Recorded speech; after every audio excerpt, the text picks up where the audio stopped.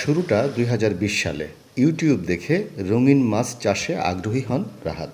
প্রথমে ছোট পরিসরে বাড়ির ছাদে চৌবাচ্চায় রঙিন মাছ পালতে শুরু করেন তিনি। পরবর্তীতে ২০২২ সালে বাণিজ্যিকভাবে শুরু করেন তার যাত্রা। বর্তমানে ৬ একর জমিতে ১০টি পুকুর ও ৫০টি চৌবাচ্চায় রঙিন মাছ চাষ করছেন রাহাত। বর্তমানে তার খামারে গোল্ডফিশ, কই কার্ভ, কমেট সহ ৭ প্রজাতির মাছ রয়েছে। নগদ পেমেন্টে ৫০০ টাকা পর্যন্ত ক্যাশব্যাক আর লেনদেনে প্রতিদিন ডিপ ফ্রিজ এবং ঘন্টায় ঘন্টায় এসি, টিভি সহ দারুণ সব গিফট।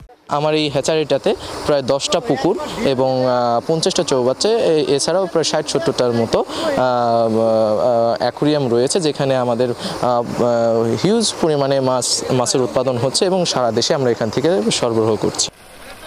রাহাতের এই উদ্যোগে কর্মসংস্থান হয়েছে স্থানীয় অনেকের। খামারের দেখাশোনা করি, আমরা এখানে খাবার টাবার দিই। এখানে আগে আমরা এইগুলি ছিল না, আমরা এ সময় অসহায় ছিলাম।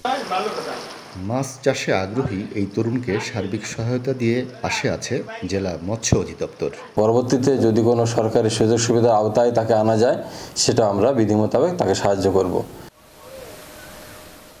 প্রতি মাসে প্রায় ৫ লাখ টাকার মাছ বিক্রি করেন এই তরুণ উদ্যোক্তা।